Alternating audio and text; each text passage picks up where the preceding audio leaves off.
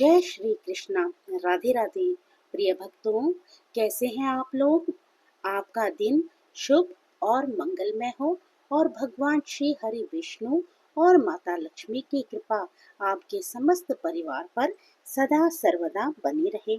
आज आप सुनेंगे आषाढ़ मास महात्म्य का अध्याय 7। इस अध्याय में जन्म स्थान, अश्वतीर्थ, भानुतीर्थ और अरुणा वरुणा संगम की महिमा को आप सुनेंगे। ब्रह्मा जी देवर्षि नारद जी कहते हैं, उसके बाद विश्वविख्यात जनस्थान नामक तीर्थ है, जिसका विस्तार 4 योजन का है। वह स्मरण मात्र से मनुष्यों को मुक्ति देने वाला है। पूर्व काल की बात है। वैवस्वत मनु के वंश में जनक नाम से प्रसिद्ध एक राजा हुए। उन्होंने वरुण की पुत्री गुणाणवा के साथ विवाह किया। गुणाणवा धर्म, अर्थ, काम और मोक्ष की सिद्धि करने वाली थी। जनक भी यही गुण धारण करते थे। अतः राजा को अपने गुणों के अनुरूप सुयोग्य पत्नी मिली।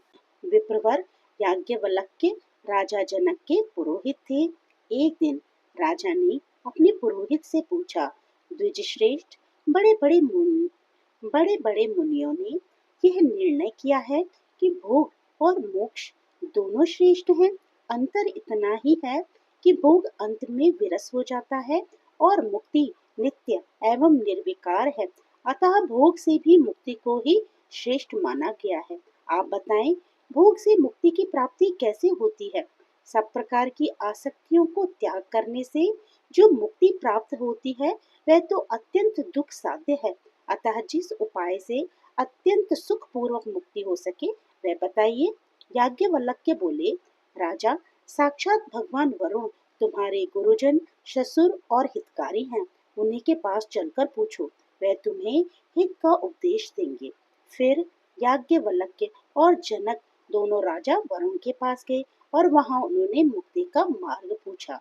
तब वरुण ने कहा, 2 प्रकार से मुक्ति प्राप्त होती है, एक तो कर्म करने से और एक कर्म न करने से। वेद में ये मार्ग निश्चित किया गया है कि कर्म न करने की अपेक्षा कर्म करना श्रेष्ठ है। धर्म, अर्थ, काम और मोक्ष, ये चारों पुरुषार्थ कर्म से बंधे हुए हैं। हे नृपश्रेष्ठ, कर्म द्वारा सब प्रकार के साध्यों की सिद्धि होती है। इसलिए मनुष्य को सब तरह से वैदिक कर्म का अनुष्ठान करना चाहिए। इससे वह इस लोक में भोग और मोक्ष दोनों प्राप्त करते हैं। अकर्म से कर्म पवित्र है। कर्म अलग अलग आश्रमों और वर्णों के अनुसार अनेक प्रकार के होते हैं। वर्णों और आश्रमों में भी 4 आश्रम कर्म के द्वारा माने गए हैं। उनमें भी गृहस्थ आश्रम अधिक पुण्यदायक होता है। उससे भोग और मोक्ष दोनों की प्राप्ति हो जाती है। यही मेरा मत है। ये सुनकर राजा जनक और बुद्धिमान याज्ञवल्क्य ने वरुण का पूजन किया और पुनः ये बात पूछी, सुरश्रेष्ठ, आपको नमस्कार है। सुरश्रेष्ठ, आपको नमस्कार है। आप सर्वज्ञ है। बताइए, कौन सा देश और तीर्थ ऐसा है जो भोग तथा मोक्ष प्रदान करने वाला है? तब वरुण ने कहा, इस पृथ्वी पर भारतवर्ष और उसमें भी दंडक वन पुण्यदायक है। इसमें किया हुआ शुभ कर्म मनुष्यों को भोग तथा मोक्ष दोनों ही प्रदान करता है। तीर्थों में गौतमी गंगा श्रेष्ठ है। वह मुक्तिदायिनी मानी गई है। वहाँ यज्ञ और दान करने से मोक्ष की प्राप्ति होगी। वरुण का ये उपदेश सुनकर याज्ञवल्क्य और जनक उनकी आज्ञा लेकर अपनी पुरी को लौट आए। फिर गंगा तीर्थ पर जाकर राजा जनक ने अश्वमेघ आदि यज्ञ किए और विप्रवर याज्ञवल्क्य ने यज्ञों में आचार्य का कार्य किया। गौतमी गंगा के तट पर यज्ञ करने से राजा को मोक्ष की प्राप्ति हुई। इसके बाद जनक वंश के बहुत से राजा क्रमशः वहां आकर यज्ञ करते और गोदावरी की कृपा से मोक्ष के भागी होते। तभी से ये तीर्थ जनस्थान के नाम से विख्यात हुआ। जनकों का यज्ञ स्थान होने से उसका नाम जनस्थान पड़ गया। वहाँ स्नान, दान और पितरों का तर्पण करने से तथा उस तीर्थ का चिंतन करने, वहां जाने और भक्ति पूर्वक उसका सेवन करने से मनुष्य सब अभिलक्षित वस्तुओं को पाता है और मोक्ष का भागीदार होता है। अरुणा और वरुणा नाम की दो परम पवित्र नदियां हैं। उन दोनों का गोदावरी में संगम हुआ है, जो बहुत ही पवित्र तीर्थ है। उसकी उत्पत्ति की कथा सब पापों का नाश करने वाली है। उसे बताता हूँ, सुनो। महर्षि कश्यप के ज्येष्ठ पुत्र आदित्य अर्थात सूर्य समस्त लोकों में विख्यात हैं। वे तीनों लोकों के नेत्र हैं। उनकी किरणें अत्यंत दुस्सह हैं। भगवान सूर्य के रथ में 7 घोड़े जुते रहते हैं। सूर्य देव संपूर्ण लोकों द्वारा पूजित हैं। उनकी पत्नी का नाम उषा है। उषा विश्वकर्मा की पुत्री और त्रिभुवन की अद्वितीय सुंदरी है। उसे अपने स्वामी के दीर्घ ताप का सहन नहीं हो पाता था। वह सदा इसी चिंता में रहती कि मुझे क्या करना चाहिए। उषा के 2 बुद्धिमान पुत्र थे, विवस्वत मनु और यम। एक कन्या भी थी जो परम पवित्र यमुना नदी के रूप में विख्यात हुई। एक दिन उषा ने अपने ही समान रूप वाली अपनी छाया उत्पन्न की और उससे कहा, तू मेरी ही जैसी होकर मेरी आज्ञा से पति की सेवा तथा मेरे पुत्रों का पालन कर। मैं जब तक लौट न आऊं तब तक तुम ही पति की प्रेयसी बनकर रहो। ये रहस्य किसी को नहीं बताना। मेरी संतानों पर भी ये भेद प्रकट न होने पाए। छाया ने बहुत अच्छा कहकर उषा की आज्ञा स्वीकार कर ली और उषा घर से निकल गई। उसने तपस्या के लिए उत्तर कुरु नामक देश को प्रस्थान किया। वहां पहुंचकर उसने घोड़े का रूप धारण करके कठोर तपस्या आरंभ की।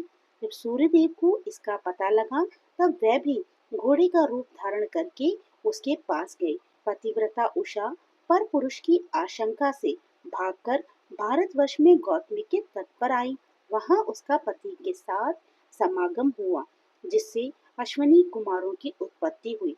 वह स्थान अश्वतीर्थ, भानुतीर्थ और पंचवटी आश्रम के नाम से विख्यात हुआ। तापी और यमुना दोनों सूर्य की कन्याएं थीं।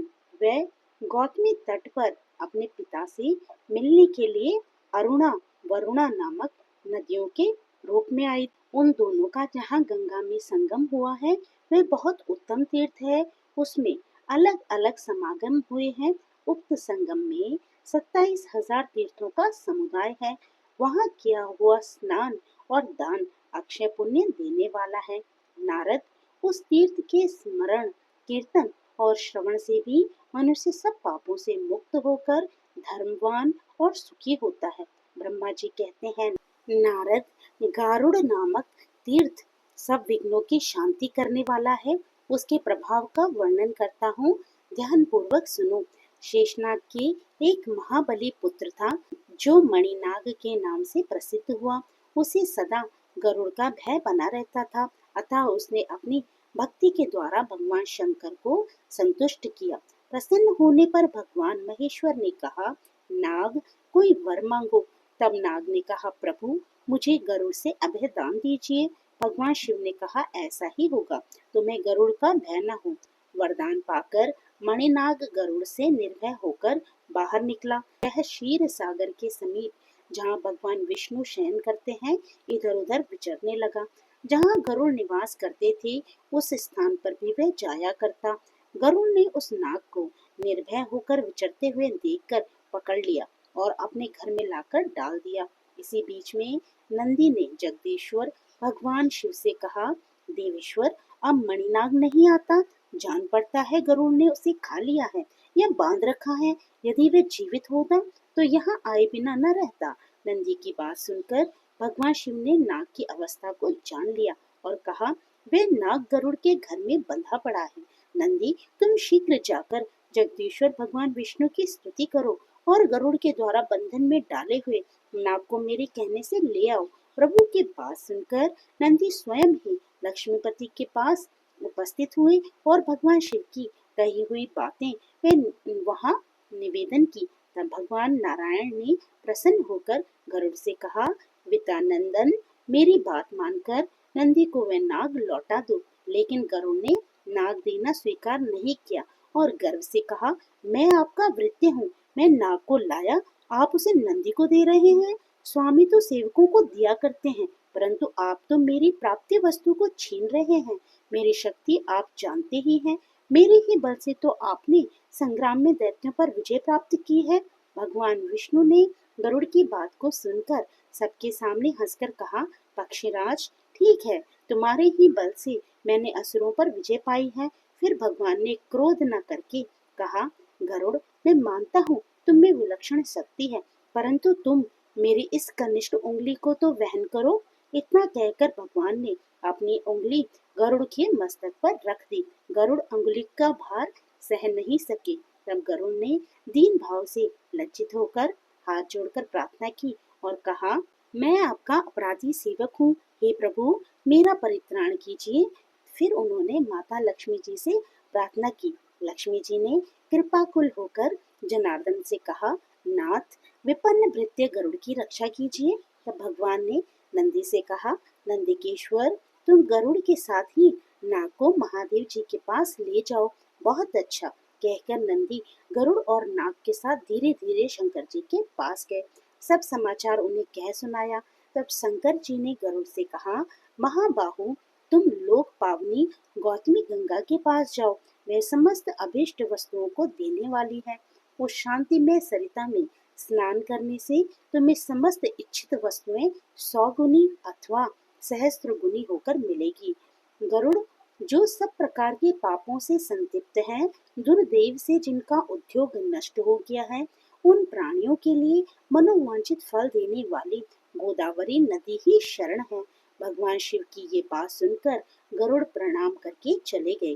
गोदावरी के तट पर पहुंचकर उन्होंने जल में स्नान किया और भगवान शिव तथा विष्णु के चरणों में मस्तक झुकाया। फिर उनमें पहले की तरह वेग आ गया और वे उड़कर भगवान विष्णु के पास चले गए।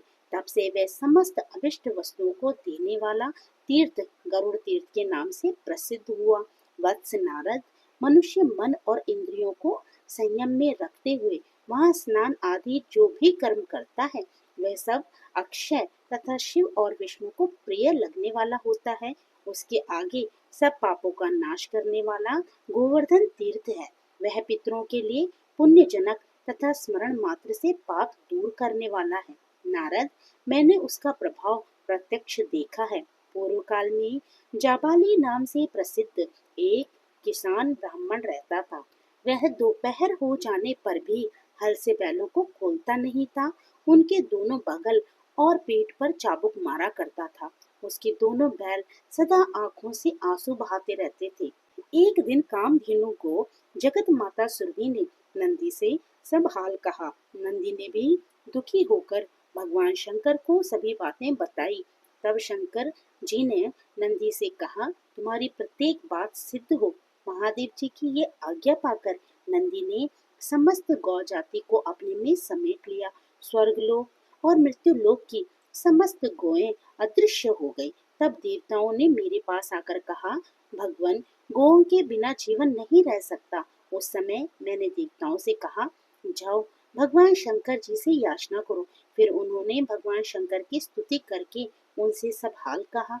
तब महादेव जी ने भी देवताओं को उत्तर दिया कि इस विषय में तो नंदी ही जानते हैं। तब सब देवता नंदीकेश्वर के पास जाकर बोले, हमें जगत का उपकार करने वाली गौएं दीजिए। तो नंदी बोले, आप लोग गौ यज्ञ कीजिए, तभी दिव्य और मानस गौएं आपको प्राप्त होंगी। इसके बाद गौतमी गंगा के तट पर देवताओं ने गौ यज्ञ का आयोजन किया। फिर वहां से गौएं बढ़ने लगी। तभी से वह तीर्थ गोवर्धन के नाम से प्रसिद्ध हुआ। वह देवताओं की प्रीति बढ़ाने वाला है। मुनि श्रेष्ठ, वहाँ किया हुआ केवल स्नान भी सहस्त्र गौदानों का फल देने वाला है। तो ये था आज का अध्याय। इससे आगे की कथा आप आने वाले अध्याय में सुनेंगे। तो यह अध्याय आपको कैसा लगा, कमेंट करके बताइएगा। अगर आपको ये जरा सा भी अच्छा लगा हो तो इसे लाइक करना मत भूलिएगा। आप मेरे चैनल पे नए हो तो मेरे चैनल को सब्सक्राइब करना भी मत भूलिएगा। और इससे पहले के अध्याय अगर आपने नहीं सुने हैं तो मेरे चैनल पर जाकर उन सभी अध्यायों को अवश्य ही सुन लीजिएगा। तो फिर प्रभु का नाम लेते रहिए और पुण्य के भागी बनते रहिए। कलयुग केवल नाम आधारा, सुमिर सुमिर नर उतरहि पारा। जय श्री कृष्ण। राधे राधे।